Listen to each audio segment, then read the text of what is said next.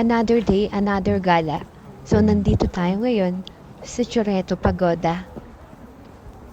Ito po pala ay 2.5 hours away from Tokyo, Japan. And then, avail namin to sa Klook. Ito po ay tour. So, kapag pupunta po kayo ng Tokyo, Japan, isama nyo to sa tour. Maganda po yung Chureto Pagoda to. Chureto Pagoda. Pagoda ka talaga dahil ito ay paakyat. Mag-walking ka dito, 30 minutes paakyat. Parang ano lang to, pagod-pod. Pagod ka na, pod-pod ka pa. Ito naman, Chureto Pagoda. Pagoda ka talaga, pag-akyat. Pero, tingnan natin kung ano makikita sa taas. Let's go. Makikita natin may hagdanan, pati may street yung lalakaran. So, mamimili ka dun kung anong gusto mong lakaran. Ayan, makikita mo yung mga yan na kupo na nagpapahinga.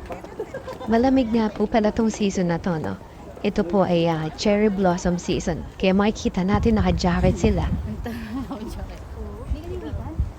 Magtataka po kayo bakit walang mga cherry blossom dito. Sa tingin ko, kasi nga, medyo malamig dito, no? Hindi makuha pa ng puno yung average temperature para tumubo yung mga cherry blossom. Kasi nga po malapit po tayo sa Mount Fuji. Yung Mount Fuji ay nag-i-yelo. So medyo malamig talaga.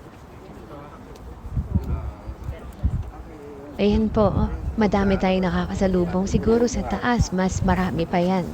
Na naiipon yung mga tao doon. Kasi daw maganda nga daw yung view sa taas.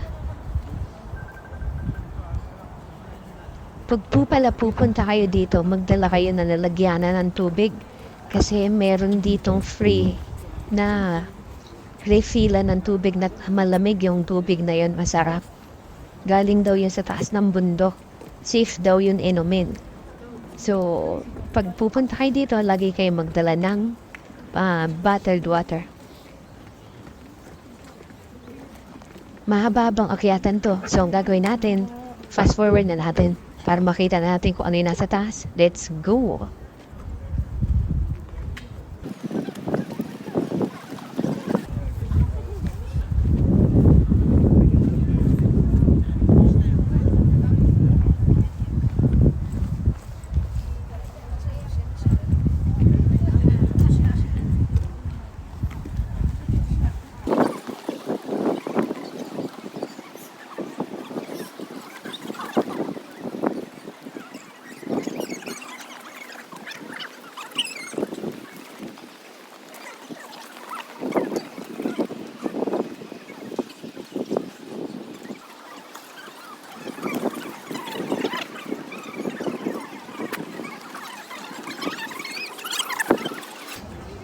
Oops, dahan-dahan muna tayo.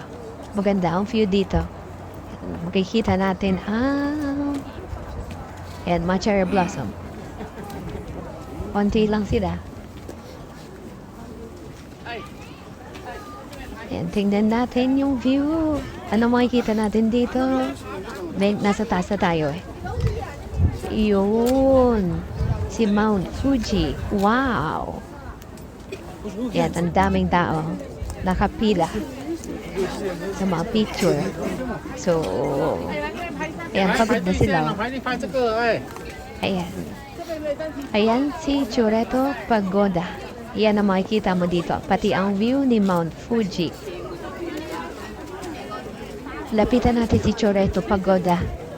Tignan natin ang malapitan. Iyan o, diba ang ganda?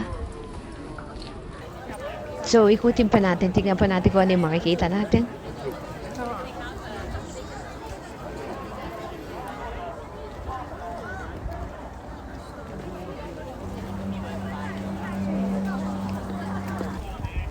Ayan, tignan natin, no?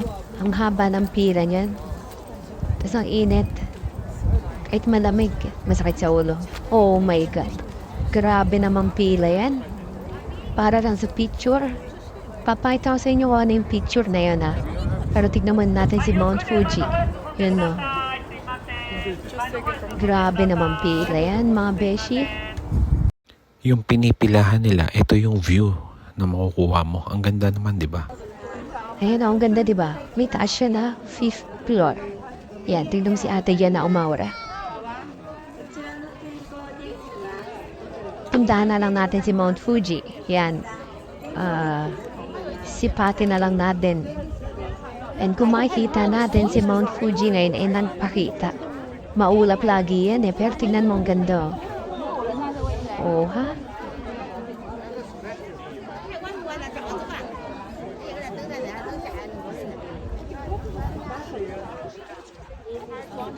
Ayan. Ang perfect talaga ni Mount Fuji.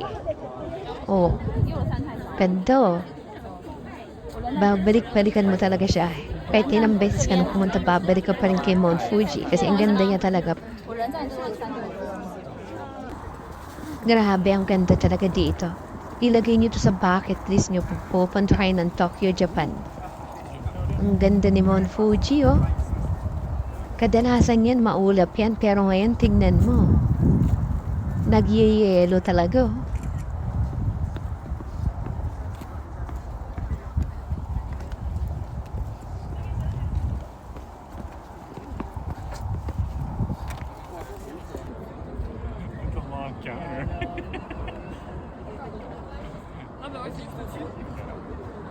Grabe tao. Dami oh. Ang ganda naman kasi talaga ng view. Diba? Mga bahay yan. Oh. Makikita mong balilita eh. Mga bahay yan. Okay. Baba na tayo guys. Ayan. Nandito lang tayo ngayon sa parking. Tignan natin. Oh my God. Ang ganda talaga ni Mount Fuji. Napakaganda. Ayan. Sayonara Mount Fuji. See you next year. Bye-bye.